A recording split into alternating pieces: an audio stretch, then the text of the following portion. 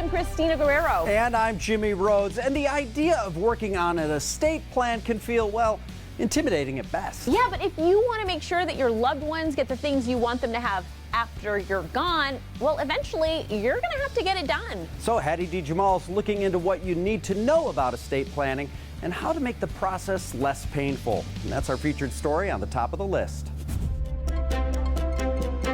Some things can be scary to talk about, like estate planning, but it doesn't have to be. Estate planning is getting organized, and that means everything from your will, your trust, your financial and medical powers of attorney. Those things are for you if you're incapacitated and for the people you leave behind when you pass. We spoke with Allison Kierman, Managing Director at Kierman Law, to help us break down estate planning and give us some advice on how to go about it. It doesn't have to be overly complicated, right? I think that's the confusion. People think I don't have enough money for estate planning. It's not about the money. Sometimes it's about what you have, and it's about who you've left behind, right? What do they need to carry out your wishes, and how are you making it easier for them? Depending on your personal situation, kids, grandkids, age, assets, your estate plan might get more complicated. But Allison says everyone should start with the first step, which is to make a living will. A living will is a document that says you do not want ongoing life support, meaning you don't want to be kept alive just on machines. This is different from your will and testament, which dictates who gets what. The purpose of a living will is to alleviate your family or friends from having to make tough decisions if anything happens to you.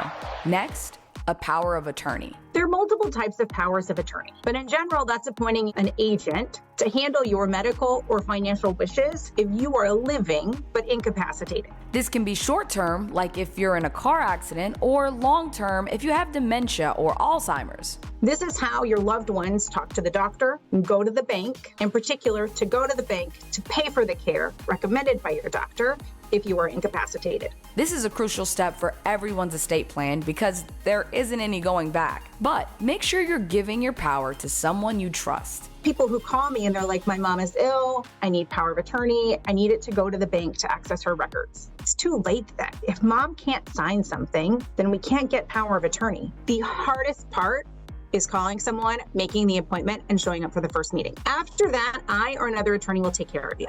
And lastly, organizing digital information. Everything these days is digital, right? I've got 24,000 photos on my camera. Those are really important to me. I would want for my kids to have them. But if something happened to me, they or my husband have to know how to get in my phone. They need to know my Apple ID password. So organize all your passwords. How do people access your phone, your email files, your different storage devices, and your apps? The second is what you can do is cull that information. The 24,000 photos on my phone are not that interesting. So it's deleting the things that are duplicative, that aren't important, or that you don't particularly want someone to have. We're getting your affairs in order with estate planning at the top of the list.